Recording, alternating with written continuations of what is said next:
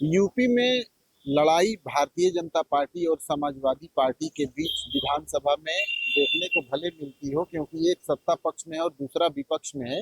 लेकिन ऐसा लग रहा है कि समाजवादी पार्टी और सुभाषपा दोनों एक दूसरे के बीच जबरदस्त जंग में मशरूफ हैं। और उसकी वानगी वैसे तो बीच बीच में दिखती रहती है, लेकिन कुछ होर्डिंग बैनर पोस्टर के जरिए भी इसको और तेज किया जा रहा है। जैसे आप देखिए, समाजवादी पार्टी के दफ्तर पे दर्जनों होर्डिंग बैनर पोस्टर यहाँ लगे होते हैं, लेकिन एक विशेष किस्म का की होर्डिंग यहाँ पर लगी है जिसमें बताया गया है कि पिछले 2 सालों में यानी 2024 से 2026 के बीच योगी सरकार में कितने राजभर नेताओं की, नौजवानों की जान गई है। इस होर्डिंग को लगाया गया है। और ऐसा नहीं कि ये कोई गुमनाम होर्डिंग है, बल्कि पंकज राजभर जो कि समाजवादी पार्टी के प्रदेश उपाध्यक्ष हैं, उनकी तरफ से ये होर्डिंग लगाई गई है। समाजवादी युवजन सभा के वो प्रदेश उपाध्यक्ष हैं।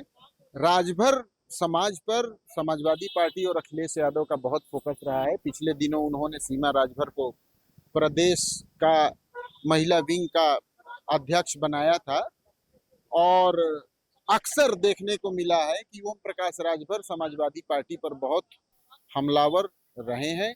आए दिन जब भी सुबह होती है, अखिलेश यादव के किसी न किसी बयान को लेकर ओम प्रकाश राजभर या उनके बेटे जो कि महासचिव हैं अरुण राजभर, इन दोनों लोगों का हमला जारी रहता है। भारतीय जनता पार्टी से ज्यादा हमलावर ओम प्रकाश राजभर जो कि सुभाषपा के अध्यक्ष योगी सरकार में मंत्री हैं, वो हमलावर रहते हैं।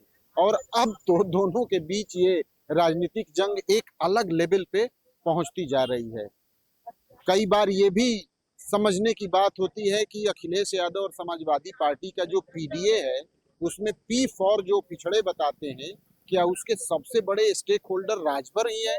क्योंकि राजभर कम्युनिटी पर ही समाजवादी पार्टी और अखिलेश यादव का सबसे बड़ा फोकस रहा है। और अब जो होर्डिंग लगी है, इससे तो स्पष्ट तौर पर यह जाहिर होता है कि किस तरीके से राजभर समाज को सुभाषपा से या भाजपा से तोड़ने की कोशिश समाजवादी पार्टी अगले विधानसभा चुनाव तक करती रहे। बेहतर तो यह होगा कि सवाल आप उनसे पूछें कि ये कौन सी राजनीति है, क्योंकि डेथ इज नो हैप्पीनेस